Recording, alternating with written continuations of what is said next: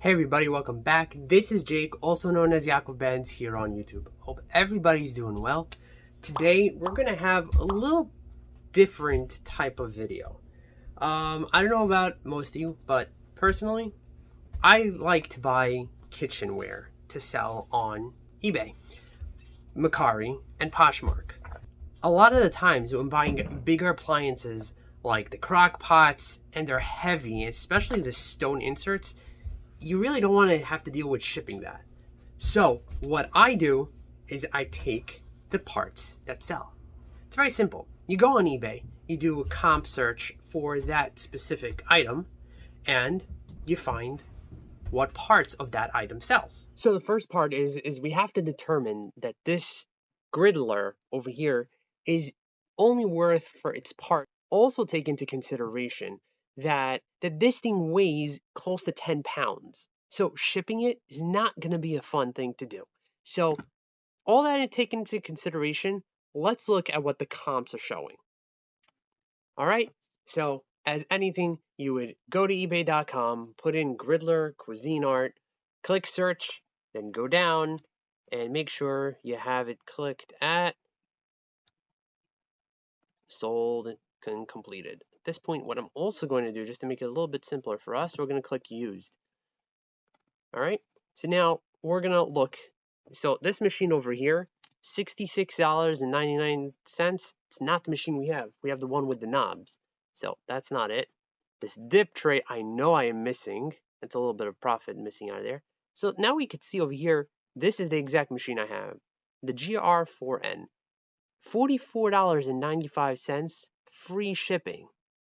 That's not going to leave us a lot of room for profit at all because, as I said, this is 10 pounds. So it's going to cost us to ship. Let's see what else is going on here. Hey, look at here. You see the trays. I have those trays. 30 bucks. Free shipping. Okay, they don't weigh that much. That might actually key us to actually sell this for parts rather than selling this as one unit. If you had the dip tray, you'd make more profit. 34 plus 15, but that's with all the parts, you see. Here's where it got interesting. Here are the knobs. $17.99, he accepted a best offer. But if you go down, okay, this one I think is a fluke because the other ones over here, 15 bucks plus $4.70 shipping, $4.70 shipping. I might as well just pull out the knobs. That piece also I could pull out. And as you can see, I think we're gonna part it out. This guy actually sold the power cord, but from a TerraPeak search I did before, it's just there's only one sold, so I'm not even bothering with that. You know what? Let's do another search just to triple check everything. Let's see what the current listings are for the knobs. So all I'm gonna do here is just go right over here and write knobs, or even knob. Okay, 16 results. This is everything that's sold, and as you can see, you're getting at least 15 bucks a piece. All right, let's get rid of completed, which would get rid of sold. Well, didn't get rid of sold, interesting.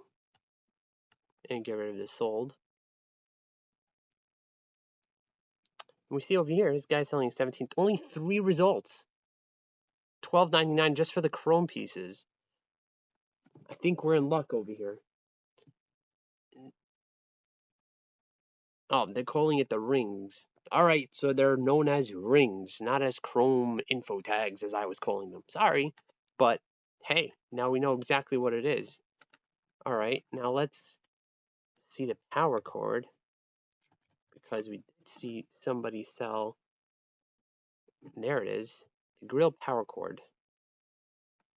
Oh, there's a lot of listings. I think only one sold. I don't know if it's worth taking out. May 23rd. What's another listing? It'll take me 2 minutes to pull out. So let's pull that out as well. But I guess I got an idea of what sells now. All right, so let's go to the teardown of this griddler. Get out the parts, because obviously it's worth to sell the parts by itself. And let's do it. All right, so here we have the griddler. These plates come out very simply, just like this. All right, it's a push of a button on the side right over here, right over there. Push that button, and the plate's supposed to come out. Just like that. There we go. This one was already out. There we go. So that's 30 bucks on the spot. Now, we have to deal with the mainframe. I have to get to these knobs. Now, the only way to get to these knobs is obviously taking apart the inside and going for it. So these screws over here, these 1, 2, 3, 4, is basically what's holding down this whole piece over here. So simply unscrew them. It's regular Phillips. So unscrew them. I already did that part. Okay, and it lifts right up.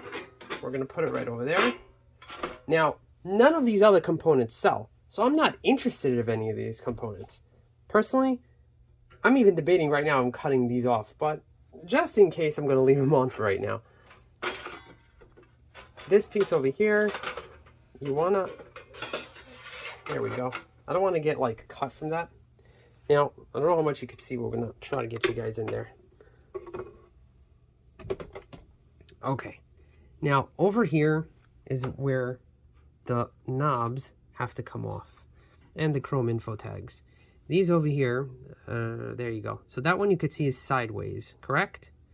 You're gonna have to take some pliers, turn it a little bit, and push it out. That should get the chrome info tag out. Now it's also sideways over there, right over there you could see, and right over there. So what we're gonna do is we're gonna try to get out these chrome info tags first. And once they're out, hopefully we'll have an easier time pulling out the knobs.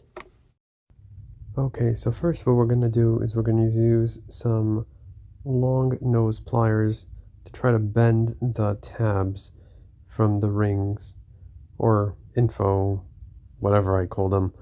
Anyways, as you noticed, what I did is I just pushed down the first tab just a little bit, and I pushed it to make sure that it's coming out. The other one, as you notice what I'm doing right now, is it has a little bit of a turn to it, so you have to like push it into position and then push it out. So as you notice, I think I was successful in doing that one as well. So now we're going to the third tab. There are 3 tabs, one on top, one on the right, one on the left. Both one on the right, one on the left, and both need to be turned to the side before being pushed out. It's basically the lock mechanism and how it's locked in fully. So that is exactly what I'm doing now. And then you push those tabs out, and you could see that the ring comes out just like that. And we're going to repeat the steps with the other 2 rings as well.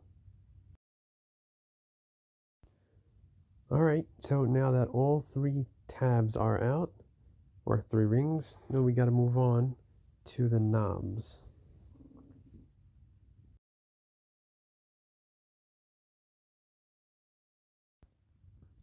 Alright, so getting started with the knobs.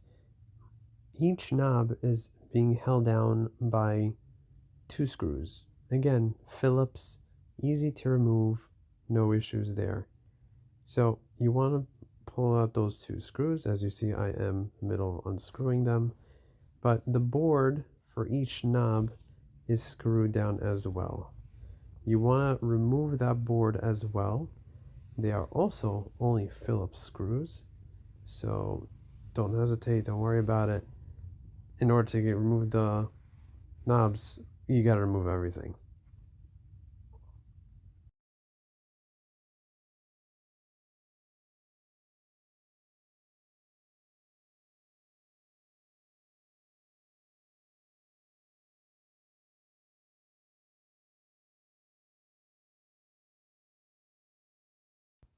So the first board has 2 screws in the front and 1 screw in the back. And as you noticed, I am maneuvering the last screw now. And then you should be able to pull out the board. It will need a little bit of a tug, but with a little wiggling of the knob, it should come out pretty easily.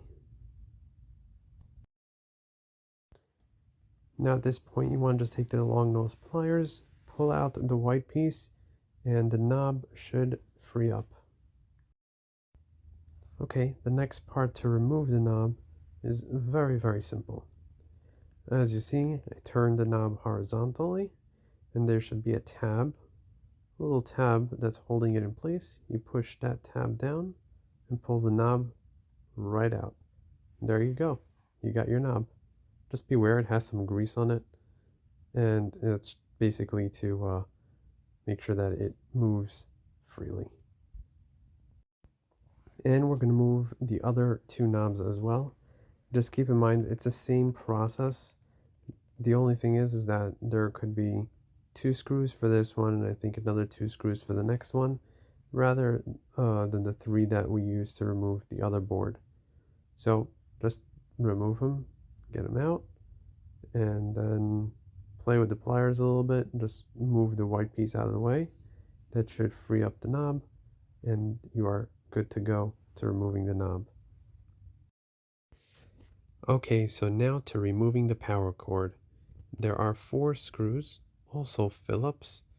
Just simply unscrew them, and that plate should be able to be removed pretty easily. Now after I removed all 4 screws, you just use the pliers a little bit to help give a tug to the piece of plastic to remove it, and you expose the wires. As you see, there are 2 screws that are holding down the power cord, and these crimps, I think they're called crimps, are holding together the wires attached to the inside and mechanisms of the griddler. Anyways, we removed these 2 screws over here. One of them was just a little bit hard to remove, which was the first one, so I moved on to the second one. But after I moved the first one, or the second one, we didn't really have a problem removing the first one. Alright, so once both screws are removed, just use the pliers to pull out the clear piece of plastic that's holding down the power cord, and we will move on to the crimps. Alright, so I already removed the first one over here. The second one, basically, you use the back of the pliers, you push it back into place as a circle because it's crimped.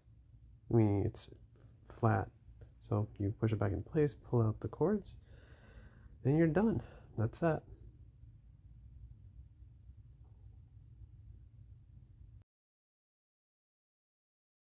Alright, so I hope you enjoy that. Basically, that gives us right now 1, 2, 3, because 3 knobs, plus we're going to try these little rubber pieces for the bottom. The rubber pieces for the bottom. So that's another listing. So that's 3, 4.